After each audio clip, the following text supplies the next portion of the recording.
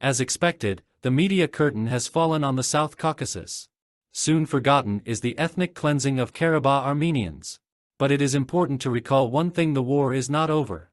Nothing more than a ceasefire has been reached since 1994, and young Azerbaijani and Armenian soldiers continue to die, as do civilians. Not only that, the Baku regime's territorial claims have not ended, but are obsessively reiterated by the national media.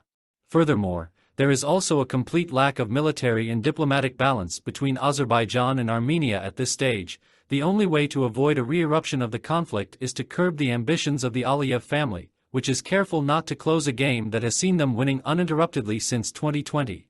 It is not a question of who to support, but if the international community abandons Armenia on the verge of collapse to its fate, the real risk is that of a further ethnic cleansing.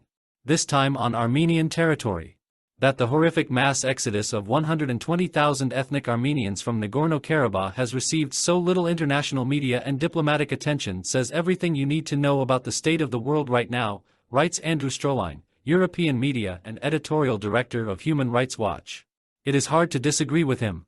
Still, there is no absence of some signs of moderate optimism, even though the situation is likely to explode at any moment. France and Germany have shown tangible indications of support for Yerevan that has irritated Baku in no small measure, while Blinken has briefed some United States lawmakers on a possible new attack, leaking the news in the pages of Politico. Threats of sanctions, in case of a new attack, are multiplying in the parliaments of several European countries. But will that be enough? The reality is that the neighbors' front, now more than ever, seems to be compacting against Yerevan. In Moscow, racism against Armenians has now invaded the state media, while the ideological drive to erase the colored revolution of 2018 has never waned, turning the figure of a militarily defeated Pashinyan into a trophy and a warning for those who would try to take the democratic path in the future. Then there is Iran, which, scaling back its traditional support for Armenia, now looks to Moscow with renewed confidence, thanks to an ever-widening collaboration that from Syria to Ukraine to Israel sees them increasingly united. For Azerbaijan and, in the background, Turkey, the issue is even more central. Armenophobia is a founding factor of the young Azerbaijani nationalism, reborn at the end of the USSR by feeding on the feeling of revenge against the defeat against Armenia and the loss of Karabakh. It thus structured itself as a backbone of the dictatorship, which found legitimacy and consensus in its fulfilled promise to make the Armenians pay for the first lost war in Karabakh. But is the Aliyev dynasty now ready for peace and normalization?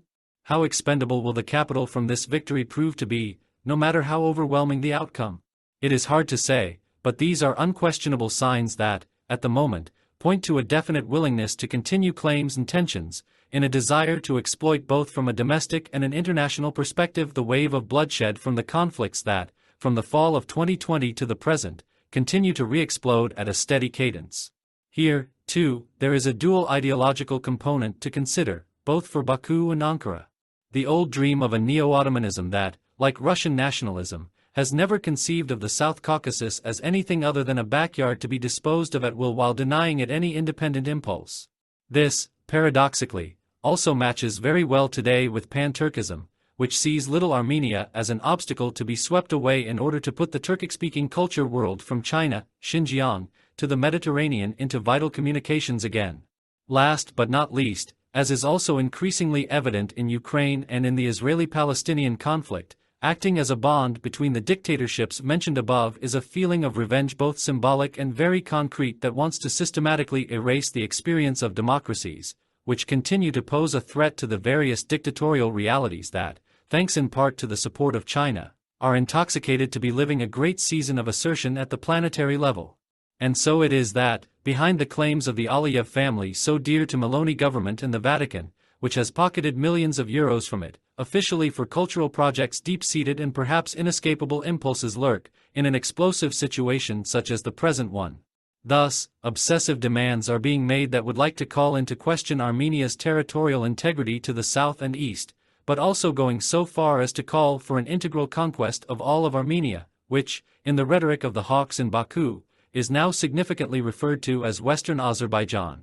We saw Moscow's indecent jubilation after the October 7 pogrom, capable of inflicting in one fell swoop a formidable attack on the myth of Israel's invincibility and, at the same time, relieving the pressure in the war in Ukraine. Now, is it so difficult to see how an opening of the Armenian front and the consequent erasure of its fragile democracy could be an easy goal to achieve and a profitable one, from a symbolic point of view? Will European diplomacy be able to find more than a rhetorical synthesis on this point? There is little optimism, and 30 years of diplomatic failures are hard to forget. But it is certain that there is a need, and an immediate one, to breathe new life into the region's young democracies, Armenia and Georgia, in order to save them, but also to hope that one day they may be able to contagion their neighbors. For one of the great omissions of this conflict remains the Azerbaijani opposition, ever more ignored by the media and international diplomacy, but also increasingly harassed internally as the dictatorship grows stronger and wins. Yet it represents among the most beautiful pages of South Caucasus history in recent decades. Saving these small islands in an ocean of autocracies is no longer just a moral question. It is a question of survival for the future of democracy in the post-Soviet space and, in perspective, in the heart of Europe itself. Because, if we are unable to reverse the trend of threats and pressures mounting from the continent's borders, soon the danger is this: the curtain will fall on us.